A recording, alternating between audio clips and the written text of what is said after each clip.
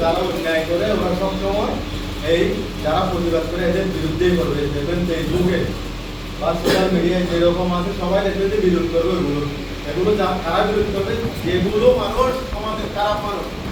আপনি দেখবেন যদি একটা পোস্ট করে ওর ওখানে কমন টেস্টে যে খারাপ মন্তব্য করবে ওই লোকটা হচ্ছে যে এলাকার চিহ্নিত একজন খারাপ মানুষ। ভালো মানুষের সবসময় ভালো লোক তো এখন আপনারা যে মানবাধিকার সংগঠনের সাথে আমাদের সাথে জড়িত আছেন, আমরা আমাদের কার্ড হয়ে গেছে, আমরা একটা আজীবন বা সদস্য কিভাবে সদস্য হয় কত হয় এটা আমাদের ইয়াসিন ভাই বলবে।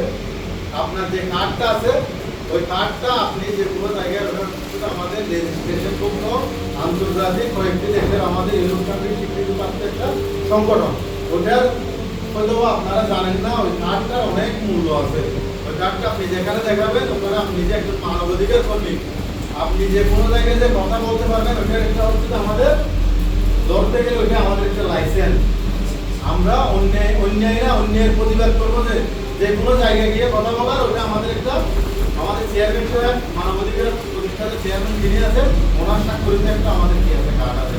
আপনারাও সেই কার্ডটা যেমন যে পান ওইভাবে আপনাদের ইয়াসিন ভাই ওটা ব্যবস্থা করে দেবো। আর যেই চট্টগ্রাম বিভাগীয় কর্মশালায় কারা যাবে, কয়জন যাবে, কিভাবে যাবে এটা আমাদের সভাপতি আপনাদেরকে একটা দিক নির্দেশনা দিবে। ওই মধ্যে আপনারা প্রস্তুত থাকবেন যেভাবে যেতে বলা হবে। আসলে এখানে বেশি কথা বলে সময় নষ্ট করে লাভ নাই। এটা হচ্ছে একটা স্বহস্তে করা একটা সংগঠন। এই সংগঠনের মাধ্যমে শুধু মানুষের উপকার করা, বিনিময়ে আপনারা শুধু সম্মান আল্লাহর কাছে পাবে, মানুষের কাছে পাবে। শুধু সম্মানের জন্য এই সংগঠনটা করা, অন্য কিছু না। আমরা শুধু যতদিন বেঁচে থাকবো, আমি ব্যক্তিগতভাবে এই সংগঠনের সাথে আমি জড়িত থাকবো, মানুষের উপকার করেই যাবো।